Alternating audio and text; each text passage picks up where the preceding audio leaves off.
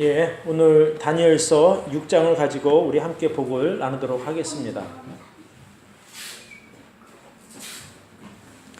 특별히 오늘 이 다니엘서 6장은 이 다니엘이 자기의 믿음을 지키다가 큰 어려움을 당하게 되는데 하나님께서 그 시련을, 성도의 시련을 보시고 좀 도우셔서 정말 털끝 하나 다치지 않도록 몸에 상처 하나 나지 않도록 하나님께서 지켜주시는 그런 과정을 통해서 복을 나누도록 하겠습니다.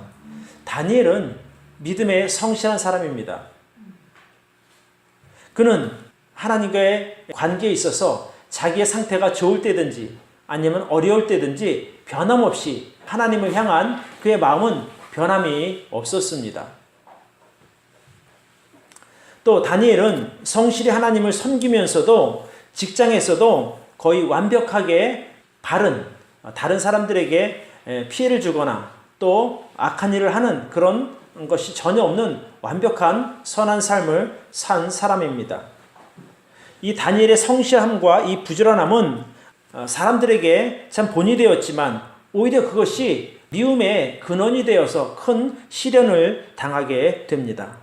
우리 성도님들도 마찬가지죠. 우리가 믿는 대로 살다가 보면 사람들에게 본의 아니게 미움을 받기도 하고 또 시기를 당해서 어려운 가운데 처하게 되기도 합니다. 그러나 고난 중에도 다니엘은 하나님께 대한 최선의 것으로 하나님을 예배함으로 인해서 하나님의 참 보호하심을 입고 오히려 이전보다 더 왕의 신뢰를 받아서 그의 입지는 더 탄탄해지게 됩니다. 이 다니엘의 이런 귀한 신앙의 태도 또 삶의 태도는 오늘날 교회 시대를 살아가는 우리들에게 있어서 큰 신앙의 교훈을 주는 아주 모범적인 신앙인이라고 말할 수 있습니다. 자, 오늘 우리가 읽은 이 다니엘서 6장을 통해서 우리가 배울 수 있는 신앙의 원리는 무엇인가 하니, 자, 첫 번째로 모범적인 믿음의 삶에 있어서도 고난은 찾아옵니다. 우리가 믿음이 좋으면 늘 행복하고 평안하고 또 하나님께서 나를 안전하게 지켜주실 거다, 어려움 만나지 않도록 막아주실 거다 이렇게 생각하지만 사실은 그렇지 않습니다. 다니엘은 성도로서 참 신앙뿐 아니라 삶의 자리에 있어서도 전혀 허물이 없는 사람입니다. 그러니까 마찬가지로 우리 성도님들도 교회 안에서만 선한 사람, 집 안에서만 좋은 사람이 아니라 실제 사회에 나가서 생활할 때도 집에서든지 교회에서와 마찬가지로 사회에서도 늘 하나님을 의식하는 그런 삶을 살아야 될 줄로 믿습니다. 다니엘은 특별히 직장에서도 최선을 다해서 일한 것을 보게 됩니다. 자, 이제 다리오가 바벨론을 무너뜨리고 이제 왕국을 세우게 됩니다. 메대라고 하는 왕국을 세웠는데 자기 생각대로 방백 120명과 또 총리 3명을 통해서 온 나라를 다스리게 합니다. 그러니까 방백 120명을 통해서 나라를 다스리게 해서 120명이 3명의 총리에게 업무를 보고하게 합니다. 그러면 3명의 총리가 왕에게 자기들이 얻은 정보들을 이렇게 아뢰고 나라를 다스리는 그런 계획을 세웁니다. 이 다니엘이 그 3 총리 중에 한 사람으로 세움을 입게 됩니다. 왜냐하면 이미 바벨론 시대에 다니엘의 이름이 워낙 뛰어나게 알려졌기 때문에 새로운 제국의 왕도 다니엘을 인정한 것이죠. 자, 그런데 우리 3절을 보시기 바랍니다. 3절과 4절. 다니엘은 마음이 민첩하여 총리들과 방백들 위에 뛰어남으로 왕이 그를 세워 전국을 다스리게 하고자 한지라. 이에 총리들과 방백들이 국사에 대하여 다니엘 고소할 틈을 얻고자 하였으나 능히 아무 허물을 얻지 못하였으니 이는 그가 충성되어 아무 그릇함도 없고 아무 허물도 없음이었더라. 그러니까 이 다니엘이 원래 바벨론 전쟁에서 포로로 잡혀간 사람인데 하나님의 특별한 은혜 가운데 높은 총리 자리까지 오르게 된 것입니다. 그러나 거기에 그는 만족하지 않고 그 일로 인해서 자만하지 않고 자기에게 맡겨진 일에 대하여 최선을 다했던 겁니다. 하나님께 주시는 지혜로 인해서 그가 열심히 일한 것을 보게 됩니다. 3절에 보니까 다니엘은 마음이 민첩했다 이렇게 말합니다.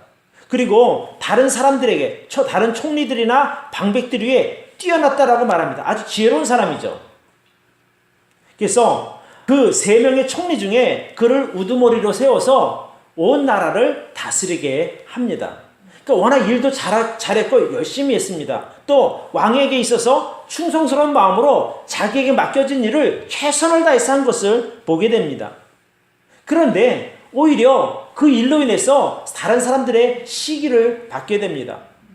왜냐하면 그가 열심히 일을 해서 왕의 총애를 받으면 받을수록 다른 사람들은 오히려 다니엘을 시기하게 되는 겁니다.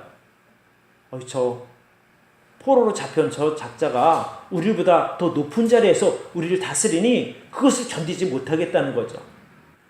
다니엘은 일에도 민첩하게 잘했지만 자기 관리에도 아주 철저하게 잘했던 사람입니다. 오히려 자신의 그 능력을 대적하는 그 시기하는 대적들이 그를 고소할 틈을 얻고자 했지만 아무 틈도 아무 허물도 찾지 못했다고 말합니다. 우리나라 속담에 털어서 먼지 안 나는 사람 없다고 하지 않습니까? 그렇죠? 그런데 이들이 다니엘에 대해서 뭔가 좀 잘못한 부분이 있겠지, 뭔가 자기를 위해서 뭔가 이렇게 나쁜 짓을 한 것이 있겠지라고 아주 현미경으로 보듯이 아주 자세히 살펴보았지만 아무 흠이나 아무 허물도 찾지 못했다고 성경은 기록하고 있습니다. 사실은 바벨론 왕 시대부터 수십 년 동안 이 총리 역할을 해온 다니엘에게 있어서 아무 흠도 발견하지 못했다는 것은 이거 엄청나게 대단한 일입니다.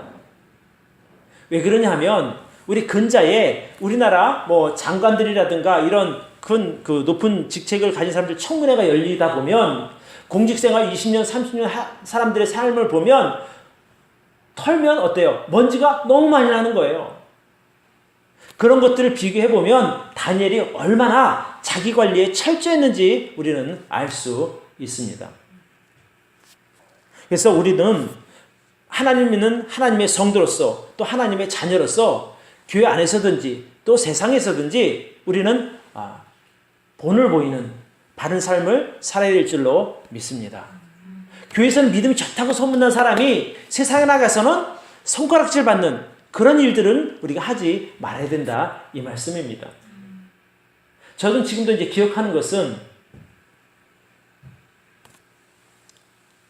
어떤 교회 목사가, 어떤 교회 장로가, 어떤 교회 안수집사가 세상에서도 그렇게 함부로 할 수 없는 그런 파렴치한 일들에 대하여 행하는 것들을 보고 참 가슴 아픈 적이 있습니다. 왜? 교회에서는 믿음이 좋다고 인정을 받았는데 세상에서는 손가락질을 받을 수밖에 없게 되었는가 하는 것이죠. 그만큼 그는 자기 관리에 충실하지 못했다는 겁니다. 믿음은 좋다라고 인정받을 수 있었어도 실제 삶에서는 믿음만큼 살지 못했기 때문인 겁니다. 그러면요, 다니엘이 지금 포로로 잡혀가는 거잖아요. 근데 거기서 열심히 한 거잖아요. 네. 그러면 옛날에 우리 일제시대 때 일본이 우리 침략해서 우리나라 사람이 일본에 열심히 하면 친일파라고 막 손가락질 했잖아요. 네. 그것과는 조금 다른 것 같아요. 이번 이 다니엘 케이스는 그러니까 친일파들은 일본에 충성을 하면서 자기 민족을 못 살게 했잖아요. 자기를 위해서. 그런데 이 다니엘은 자기 출세를 위해서 자기 민족을 해한 적이 없어요. 오히려 자기 신앙을 지키기 위해서 지킴으로 인해서 그 일을 통해서 자기 민족을 보호하는 그 역할을 맡게 된 겁니다. 그러니까 본질적으로 다른 거죠. 비교할 수 없는 일입니다. 만약에 다니엘이 자기 부귀 영화를 위해서 자기 민족이라든가 다른 어떤 악한 짓을 했다면 그건 친일파와 같은 나쁜 일이지만 그러나 그는 자기 부귀 영화를 위해서 다른 사람에게 해를 끼치거나 그런 일이 없다는 겁니다. 다만 믿는 사람들은 이제 우리의 상사가 이제 믿지 않는 사람이거나 그래도 열심히 네. 해야 된다는 거예요? 열심히 다 최선을 다해서 해주는 거. 그렇죠. 맡은 일에 관해서. 왜 그러냐면 그 신약 성경에 보면 위에 있는 권세들에게 순복하라고 하는 그런 말씀이 나오거든요. 에베소서에 나옵니다. 나오는데 이 권세라고 하는 것, 예를 들어 지금 우리나라 이제 대한민국으로 보면 박근혜 대통령이 대통령 세움을 받았잖아요. 그러면 저분이 나와 다른 생각을 가졌다 해서 내가 사사건건 반대할 수는 없다는 거죠. 하나님께서 그를 왕으로 세우셨으니, 대통령으로 세우셨으니 그분이 다스리는 그 권위 안에는 들어가야 하는 겁니다. 다만 잘못할 때는 잘못했다고 말할 수 있어야지 대통령으로 인정하지 않는다거나 그렇게 되면 어렵게 되는 거죠. 그러니까 지금 말씀하신 친일파와는 좀 다른 개념으로 보면 좋을 것 같습니다. 그러니까 제가 말씀드리고 싶은 것은 교회에서는 거룩한 척하고 교회에서는 믿음이 좋은 척하지만 실제 세상에 나가서는 아주 추한 모습들을 보이는 그런 것들을 제가 말하는 겁니다. 여러분 기억하시는지 모르겠지만 그 유명한 그 걸그룹 멤버 클라라인가 하는 그 사람에 대해서 어느 교회 장로였어요. 장로인데 그에 대해서 맨날 추근거리고 협박하고 그런 것들이 있었단 말이죠. 나중에 알고 보니까 그 사람이 교회도 많이 세운 사람이라는 거예요. 헐이 아니라 그런 정말 심각한 일들이 벌어지고 나서 나중에 보니까 그 사람이 교회 장로다. 어디 가서 간증한 내용들 나오고 이런 것을 보면 가슴이 뒤집어지는 거예요.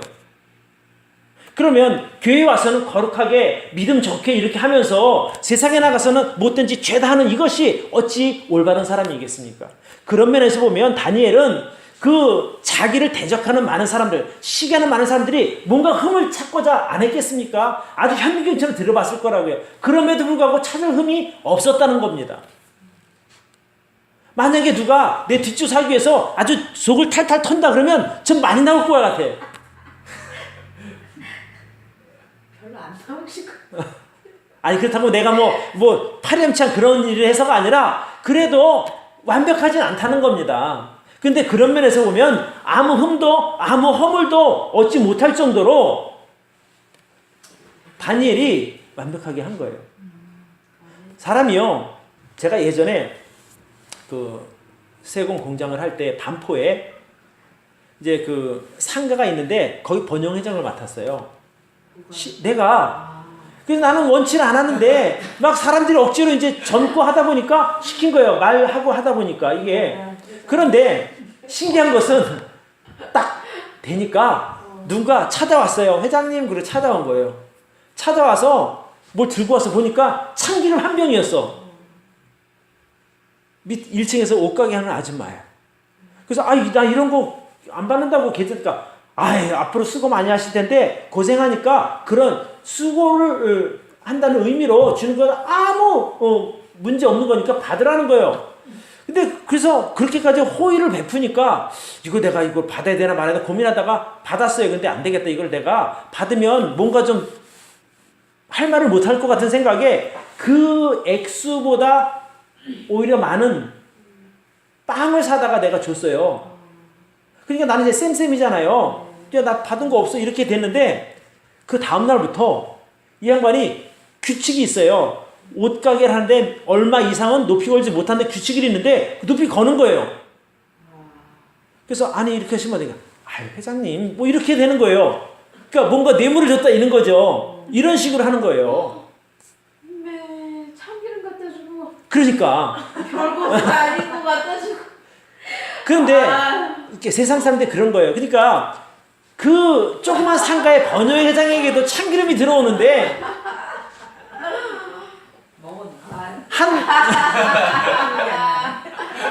한 나라의 총리가 되면은요. 그래 맞아. 별거 다 들어오는 거예요.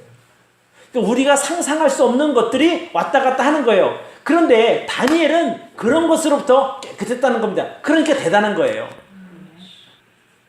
그러니까 다니엘에게 있어 오죽하면 흠도 허물도 찾지 못할 정도까지 됐으니까 완벽하게 자기 관리 잘한 거죠. 그러니까 주어진 자기 역할, 내가 총리로서 내 역할에 최선을 다한 거지 자기 어떤 재물을 축적하거나 어떤 자기 사람을 심어서 이런 것들이 있었다면 아마 벌써 발각이 돼서 그 자리에서 내려올 수밖에 없을 겁니다. 그러니까 우리가 교회뿐 아니라 가정에서 직장에서 우리는 성경적인 가치관대로 살아야 할 줄로 믿습니다.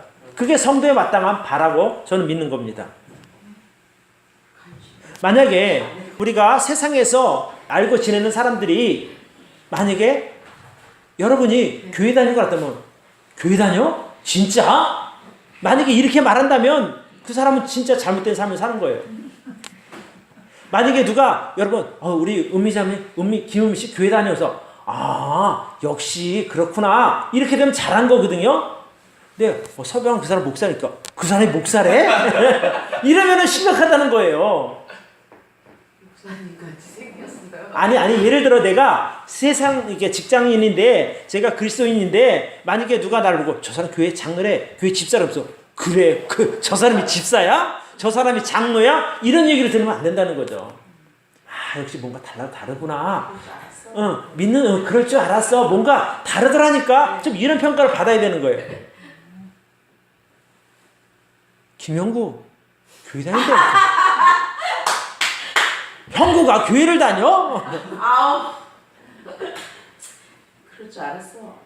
네, 그럴 줄 알았어. 어쩐지 뭔가 좀 냄새가 나지 않아? 그리스도인다운 냄새가 좀 이렇게 돼야 되는 거 맞아요. 근데 다니엘에게 그런 자기가 믿음과 실제 삶이 같았다는 겁니다. 그러니까 그가 하나님께 쓰임 받게 되는 겁니다. 그런데 문제는 모범적인 믿음의 삶에도 고난이나 어려움이 있을 수 있다는 겁니다. 성경은 절대로 성도의 삶에 고난이 없는 평탄한 삶을 약속한 적이 없습니다. 잘못 알면 너 예수님만 믿으면 행복해져. 예수님만 믿으면 만사형통해. 이런 이야기를 많이 듣게 되는데 이것은 거짓말입니다. 오늘 우리가 읽은 이 다니엘서 6장을 보면 어째 다니엘이 형통한 삶을 살았어요? 그렇지 않았어요. 시련이 있었습니다. 믿음을 지키다가. 그래서 성도의 삶은 결코 고난에 대하여 어려움에 대하여 그런 약속을 한 적이 없다는 겁니다.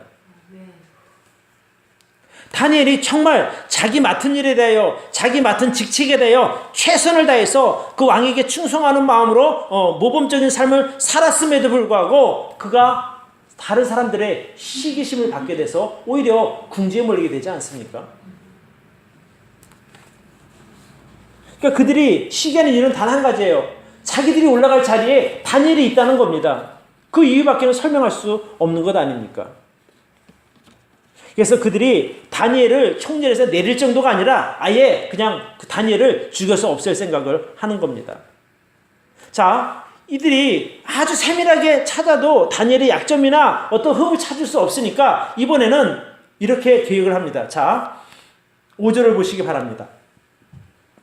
그 사람들이 가로되 이 다니엘은 그 하나님의 율법에 대하여 그 틈을 얻지 못하면 그를 고소할 수 없으리라 하고 이에 총리들과 방백들이 모여 왕에게 나아가서 그에게 말하되 다리오 왕이여 만세수를 하옵소서. 나라의 모든 총리와 수령과 방백과 모사와 관원이 의논하고 왕에게 한 율법을 세우며 한 금령을 정하실 것을 구하려 하였는데 왕이여 그것은 곧 이제부터 30일 동안에 누구든지 왕 외에 어느 신에게나 사람에게 무엇을 구하면 사저글에 던져놓기로 한 것이니이다.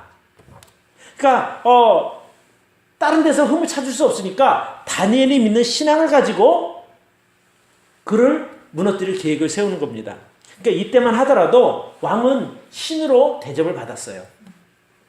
그러니까 왕의 신상을 세우고 절하라 하면 그것이 바로 신에게 절하는 것과 같은 이치입니다. 그래서 왕이 세운 그 신상 말고 다른 곳에 절하면 또 왕이 아닌 다른 곳에 경배를 하게 되면 그건 왕을 거역하는 반역자가 되는 겁니다. 그래서 그 일을 가지고 걸으려고 했던 거예요.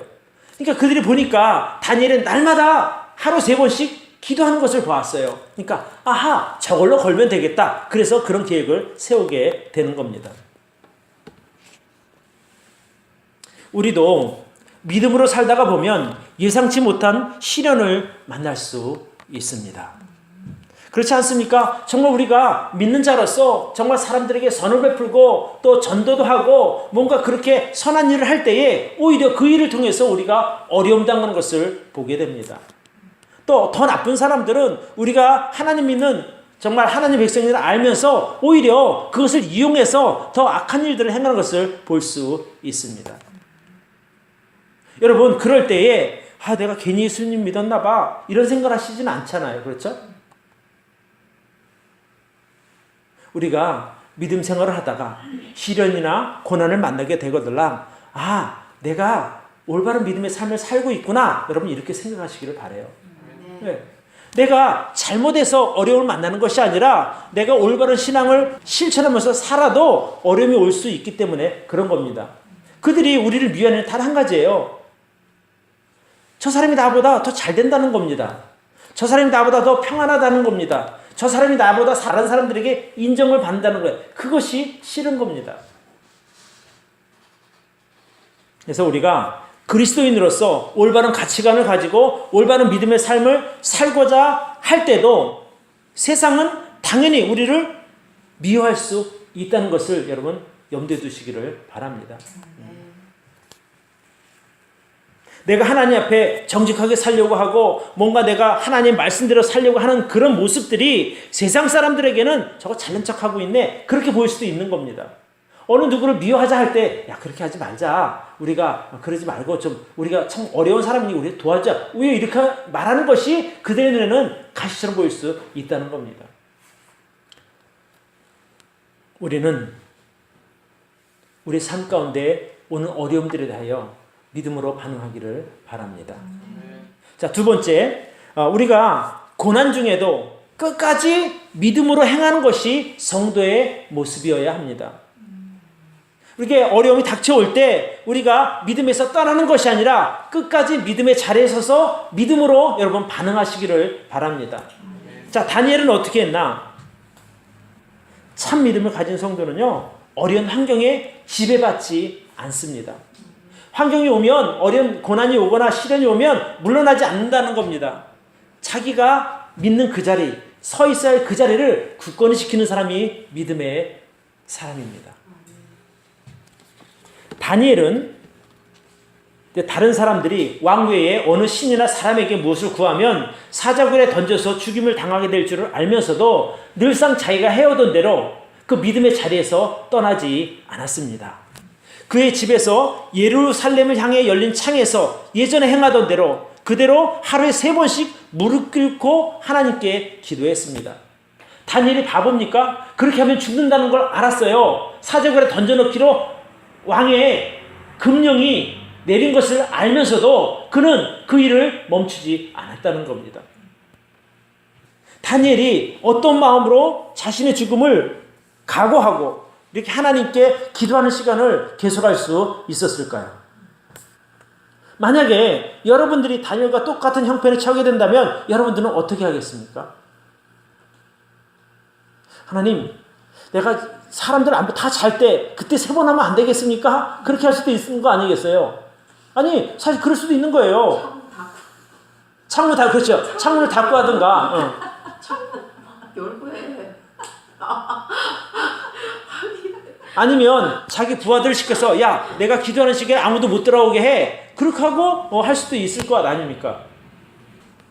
사실 다니엘에게 있어서도 타협할 수 있는 여지가 전혀 없는 것은 아닙니다.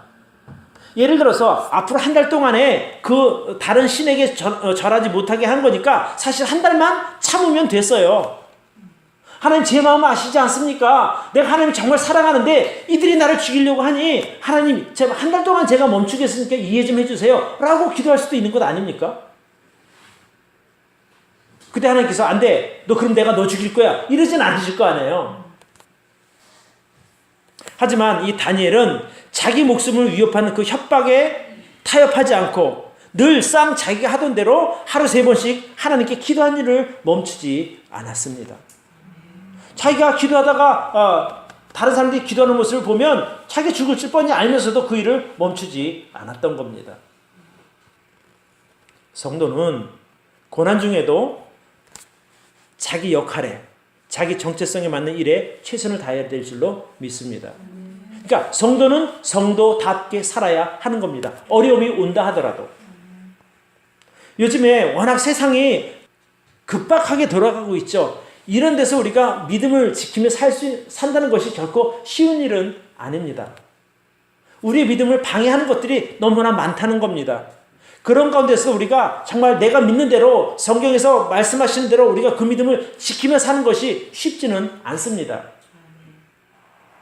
내가 그동안 정말 신실하게 하나님 믿어왔고 교회를 섬겨왔는데 그런 일들을 내가 특별한 사정에 의해서 만약에 한 달 동안 멈춘다 하면 그럴 수도 있다고 누구나 다 이해할 수 있을 겁니다. 그러나 정말 내가 불가항력적으로 내가 어떻게 할 수 없는 일, 예를 들어 뭐 특별한 사건 때문에 정말 내가 병원에 입원을 한다든지 아니면 어디 무슨 다른 곳에 갈 수밖에 없는 그런 상황에서 뭐 섬길 수 없는 거예요. 어쩔 수 없지만 내게 올 그런 고난이 두려워해서 내가 하던 믿음의 삶을 멈춘다는 것은 이것은 타협이라고 말할 수밖에 없는 겁니다. 보통 사람들 생각하죠. 야, 좀 소나기 좀 피해서 가면 안 돼. 굳이 꼭 그걸 맞으면서 가야 돼. 이렇게 말할 수도 있는 거예요. 그러나 우리를 구원하신 하나님의 그 은혜, 죄인인 나를 죄 없다고 인정하신 그 은혜를 우리가 안다면 내가 나의 유익을 위해서 하나님을 부인하는 그런 일들을 우리는 해서는 안 될 줄로 믿습니다. 당시 이 바벨론의 포로로 잡혀간 이스라엘 사람들은 하나님께 자기 믿음을 표현할 수 있는 방법이 두 가지 있어요. 첫 번째는 율법책을 읽는 것이에요. 두 번째는 뭐냐면 기도하는 거예요. 거기 예배당이 없지 않습니까? 그죠? 그러니까 내가 하나님을 믿는다는 걸 표현하는 방법은 성경 읽는 일과 그 다음에 기도하는 일이에요. 다니엘이 그 일을 한 겁니다. 우리를 지켜주시는 하나님, 우리와 함께 하시는 그 하나님, 자기 민족을 선택하신 그 하나님에 대하여 그가 할 수 있는 일은 율법책을 읽는 것, 그 다음에 기도하는 일이라는 거예요.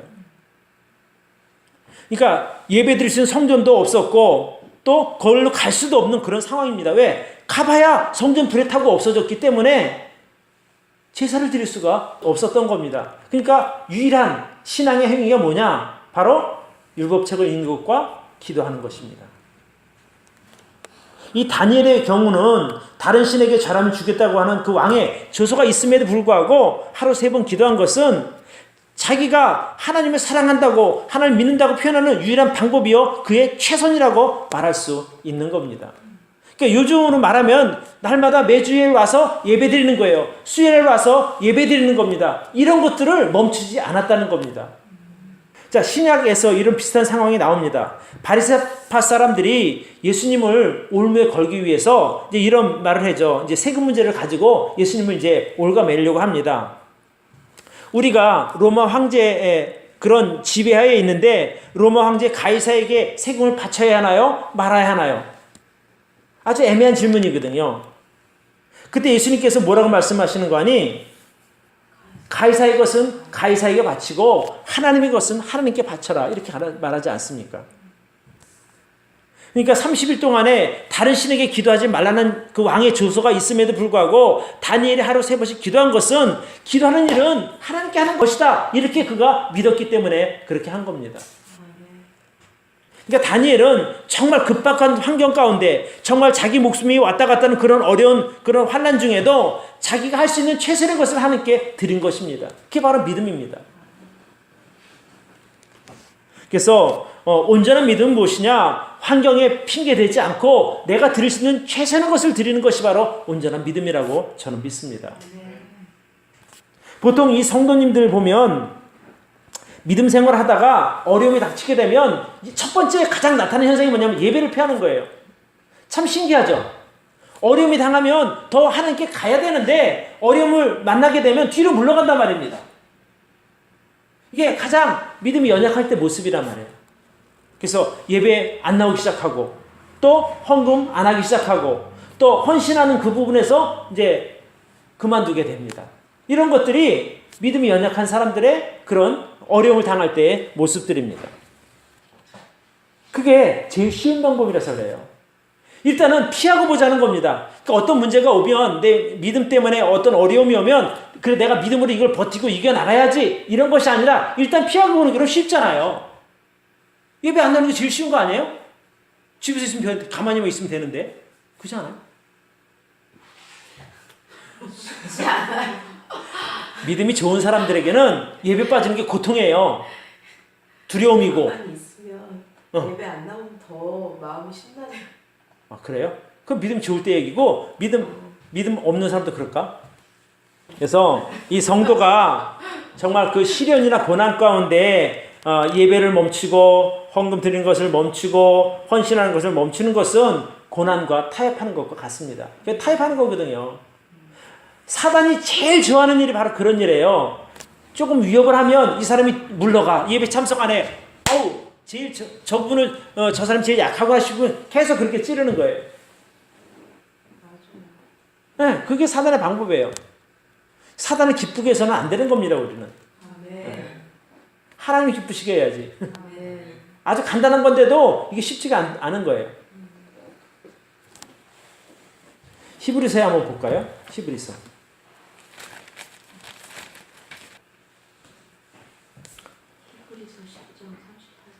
히브리서 10장 38절 39절 우리 같이 한번 읽어봅시다. 시작.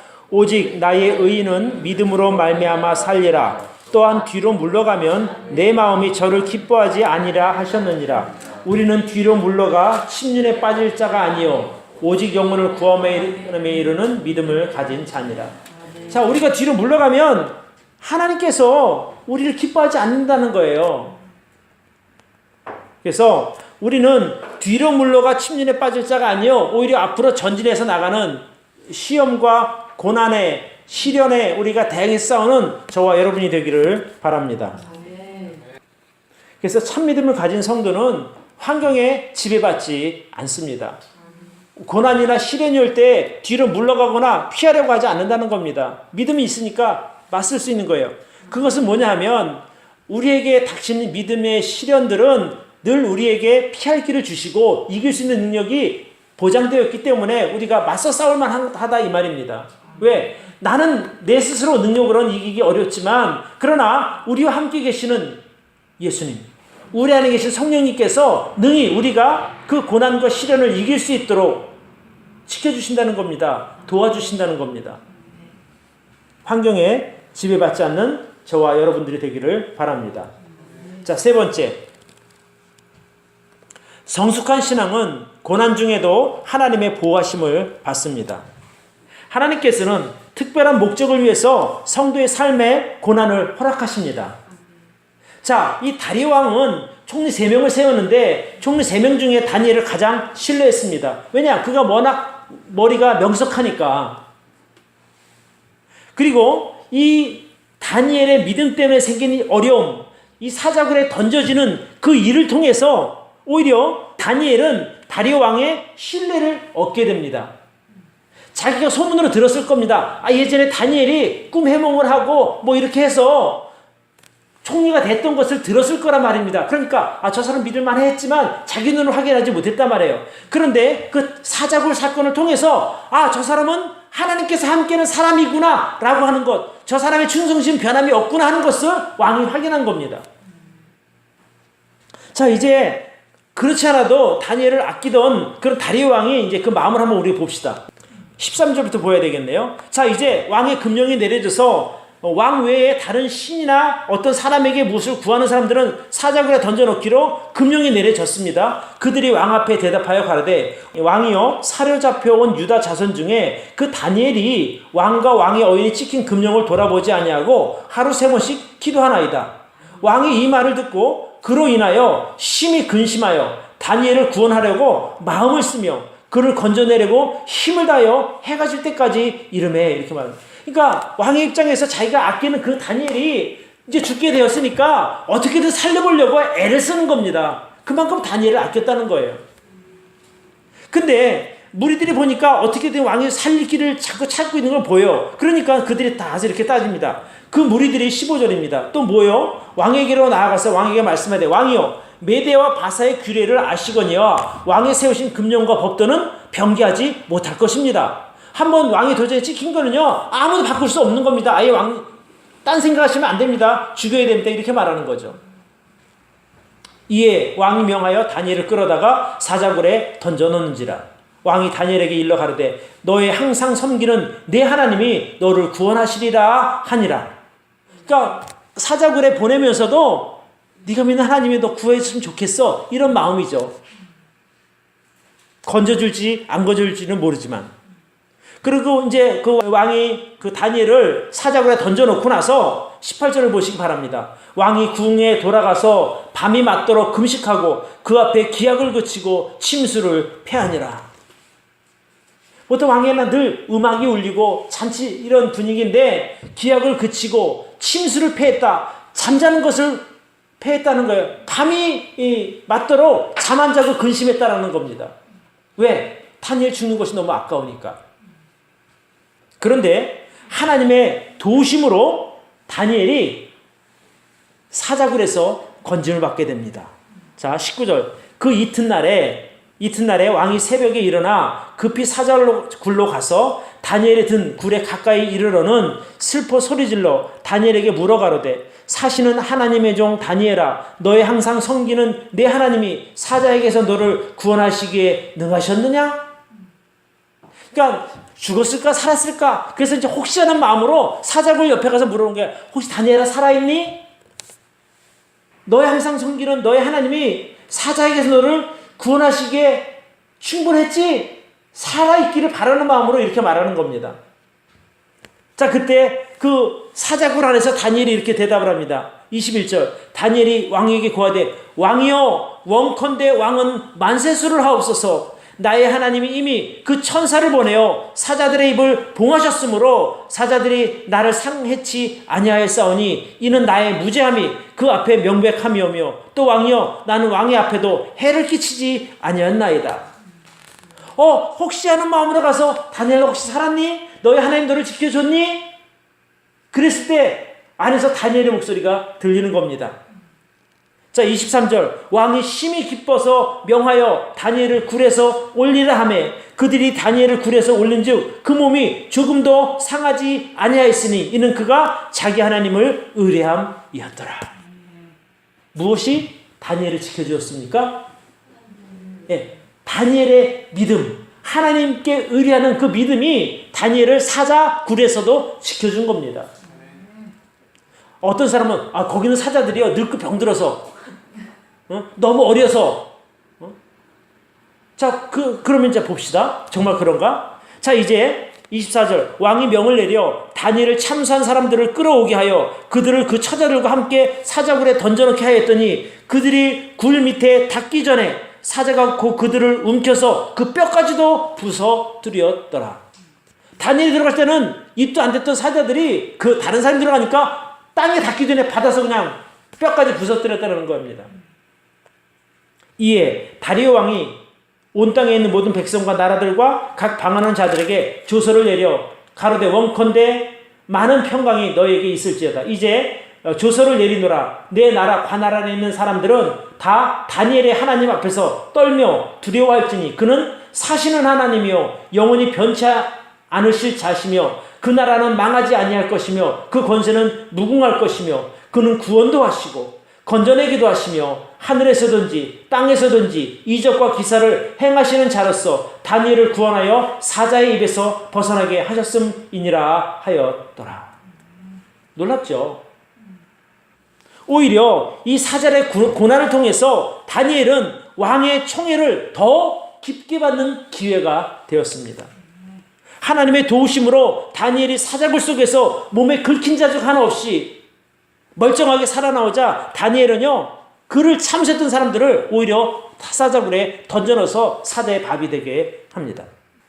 자, 여러분, 우리가 한번 생각해 봅시다. 왜 하나님께서 잘 있는, 멀쩡하게 출세해서 잘 살고 있는 다니엘에게 그 고난의 과정을 겪게 하셨을까요?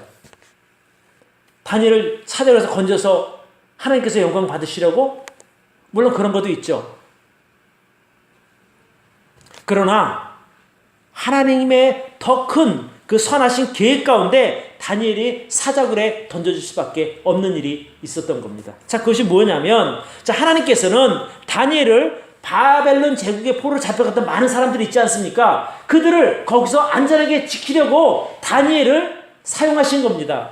자, 바벨론 제국 때는 정말 특별한 사정을 통해서 다니엘이 인정을 받았어요. 근데 이제 나라가 바뀐 거예요. 바벨론에서 메데 바사로. 그러니까 새로운 왕이니까 물론 다니엘을 신뢰는 하지만 이 모든 나라 사람들이 다니엘을 인정하지 않았던 겁니다. 그러니까 다니엘이 바벨론뿐 아니라 메데 바사에서도 여전히 총리로서 왕의 인정을 받고 사람들에게 존경받는 총리가 되기 위해서는 이 사제굴의 사건이 반드시 필요했던 겁니다. 아니 보잘것없는 전쟁 포로가 한 나라의 총리로서 있으면 그래 그럴 수도 있다 하지만 그것이 자기에게 닥칠 때는요 달라지는 거예요. 저놈들이 뭔데 우리보다 높은 데 올라가야 돼? 이런 마음이 있었단 말이에요. 자, 이때가 기원전 553년이에요. 이 다니엘이 이제 그런 어려움을 당한 때가 30년경이라 합시다. 자, 그러면 기원전 586년에 유다 왕국이 망했어요. 그때 하나님께서 예레미야 선지자를 통해서 뭐라고 말씀하셨는가 하니 70년이 지나면 너희가 돌아올 거라 그랬단 말이에요. 그러면 586년이니까 만약 550년으로 잡으면 36년밖에 안 지났단 말이죠. 자, 그러면 하나님께서 약속하신 70년이 되려면 앞으로도 30여 년이 남은 거잖아요. 그러니까 하나님 입장에서는 이스라엘 백성들을 다시 돌아올 때까지 안전하게 지켜야 되는 거예요. 그죠? 그러니까 어떻게 지켜주냐 말이에요. 그러기 위해서는 다니엘을 사용하신 거예요. 다니엘을 바벨론 왕국의 총리를 세우고 메대 왕국의 총리를 세워서 그 백성들을 하나님의 백성들을 안전하게 지켜주기 위한 도구로 사용하시는 겁니다. 근데 그 일이 그냥 되는 것이 아니라 온 백성들이 인정할 만한 일이 있어야 되는 거예요. 그 일이 뭐냐면 꿈 해몽과 바로 사자굴 사건이에요. 26절에 보면 이제 왕이 이렇게 조서를 내려서 이렇게 말합니다. 내가 이제 조서를 내리노라. 내 나라 관할 아래 있는 사람들은 다 다니엘의 하나님 앞에서 떨며 두려워할지니 그분은 그 하나님은 사시는 하나님이요 영원히 변치하실 자며 그 나라는 망하지 아니할 것이요 그 권세는 무궁할 것이며 그는 구원도 하시며 건져내기도 하시고 하늘에서든지 땅에서든지 이적과 기사를 행하는 자다 이렇게 말하는 거예요. 그분이 다니엘을 구원했다는 거예요. 너희도 그분에게 머리를 조아려라 이렇게 되는 겁니다. 이방 사람들이 바벨론 제국 사람, 바사 제국 사람들이 뭐가 아쉬워서 그 하나님께 경배하겠어요. 이런 일을 통해서 왕의 명령으로 하나님의 백성들을 두려워하게 만드는 겁니다. 자, 다니엘을 참수하던 자들이 죽어서 사자굴에 던져서 다 죽어버렸어요. 자, 그렇다면 이제 앞으로 누가 그 사건을 알고 있는 사람들이 이스라엘 사람들에 대하여 해코지하겠습니까? 안 하는 겁니다. 못 하는 거죠. 왕이 명령을 내서 이렇게 못하게 막아버린 겁니다. 그러니까 결국에 하나님께서 왜 다니엘을 이 고난 가운데 처하게 하셨는가? 그를 바벨론뿐 아니라 메대 제국에서도 총리로 사람들에게 인정받는 총리를 세우기 위해서는 그 과정이 필요했던 겁니다. 그러니까 하나님의 그 선하신 계획 가운데 70년 포로 생활을 돌아오게 하시려고 하는 그 선하신 계획 가운데 한 부분으로 이 일이 허락된 겁니다. 놀라운 거죠. 이레미야 29장에 보면 너를 향한 내 생각은 내가 하나니 재앙이 아니라 평안이라고 했죠. 그래서 바벨론 70년 포로 생활이 결코 재앙이 아니다. 너희에게 소망을 주려 하는 것이다 라고 주님께서 예언하셔서 말씀하셨단 말입니다. 근데 그 편지를 다니엘이 나중에 읽게 됩니다. 다니엘서 9장을 한번 봅시다. 9장 1절 메대 족속 아하수르의 왕 아들 다리오가 갈대아 나라 왕으로 세움을 입던 원년 곧 그 통치 원년에 나 다니엘이 서책으로 말미암아 여호와의 말씀이 그 선지자 예레미야로 인하여 고하신 그 연수를 깨달았나니 곧 예루살렘의 황무함이 70년 만에 마치려 한 것이니라. 자, 그러면서 이제 내가 금식하며 배옷을 죄를 무릅쓰고 주 하나님께 기도하며 간구하기를 결심하고 내 하나님 여호와께 기도하여 자복하여 이르시기를 크시고 두려워할 주 하나님 주를 사랑하고 주의 계명을 지키는 자를 위하여 언약을 지키시고 그에게 인자를 베푸시는 자시오. 그래서 이제 그 민족들의 안녕을 하나님께 구하는 겁니다. 여기 보니까 다리오가 갈대왕으로 세움을 입은 원년에 그랬잖아요. 그러니까 이 사건 사자굴석에 던져지는 그 즈음에 다니엘이 이 책을 읽은 거예요. 하나님께서 자기를 사용해서 이스라엘 백성들을 보호하신다는 것을 그가 믿음으로 알았던 것으로 보입니다. 그러니까 어쨌든 간에 중요한 것은 다니엘의 그 인생의 고난이 그 어려운 목숨이 왔다 갔다 하는 고난이 왜 생겼냐는 거예요. 다니엘이 죄를 지어서가 아니고 다니엘이 믿음이 없어서가 아니라는 거예요. 하나님의 그 선하신 크신 계획 가운데 다니엘이 하나님으로부터 쓰임을 받은 겁니다. 제가 여러분에게 무슨 말씀을 드리려는 거 아니? 자, 우리 삶 가운데는 고난도 마찬가지라는 거예요. 우리가 성도로서 받는 고난이 무의미한 것이 없다는 겁니다. 자, 내가 지금 당하는 이 고난은 뭔가 우리 자세히는 모르지만 하나님의 선하신 계획 가운데 한 부분이라는 겁니다. 우리 성도에게 우연이 어디 있어요? 없잖아요. 저는 그렇게 믿습니다. 뭔가 우리를 향한 하나님의 선하신 계획 가운데 허락하신 것인데 거기에 뭐 어떤 특별한 계획이 있다라는 거죠. 그러면 우리가 정말 살다가 당하는 어려움들은 당할 만한 것이 됩니다. 믿음의 고난은 나 일부러 그냥 고생시키시고 너도 한번 고난 당해볼래? 얼마나 구약 성도들이 힘들게 당했나? 내가 테스트 해보려는 것은 아니라는 거예요. 우리에게 허락하신 고난은 뭔가 특별한 하나님의 계획 가운데 하나라는 겁니다. 왜? 계획 가운데 이루어진 내가 자세히는 모르지만 과정 가운데 하나는 거예요. 여기 지금 이 다니엘이 정말 목숨이 왔다 갔다 하는 그런 시련, 고난을 왜 당했냐는 거예요. 결국 이스라엘 백성들을 보호하시려는 하나님의 선하신 계획이 있었기 때문에 이것이 허락된 것이라는 겁니다. 저는 이렇게 믿습니다. 하나님께서 이 다니엘을 사자굴에서 흠 하나, 티 하나 입지 않고 안전하게 건져주신 것처럼 자신의 특별한 계획 속에 만나는 성도님들의 시련이나 고난에 대해서도 하나님께서 책임져 주신다고 저는 믿습니다. 우리를 그냥 죽게 망하게 버려두지 않는다는 거죠.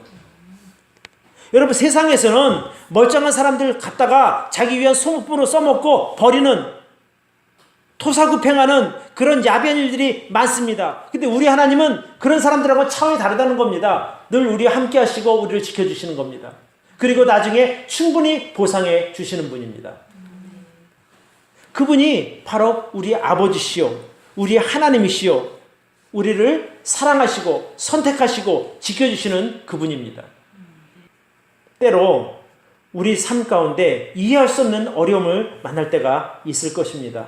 정말 견디기 힘들 것입니다. 그러나 거기에도 하나님의 허락하심이 있다고 저는 믿고, 그것이 그냥 무의미한 것이 아니라 하나님의 선하신 계획 가운데 한 부분인 것을 우리가 믿고 잘 견디고 또 하나님께 그 사건을 통해서 영광을 돌리는 그런 믿음의 삶이 되기를 바랍니다. 모범적인 성도의 삶에도 고난은 찾아올 수 있습니다. 고난 중에도 끝까지 믿음으로 행하기를 바랍니다. 자, 성숙한 신앙은 고난 중에도 하나님의 보호하심을 받게 됩니다. 결코 우리가 하나님을 선택하고 하나님을 따르고 의지하는 한 하나님께서 우리를 버리시지 않을 줄로 믿습니다. 그런 참 하늘의 복을 받는, 하나님께 인정을 받는 저와 여러분들의 믿음이 되기를 바랍니다. 기도하겠습니다.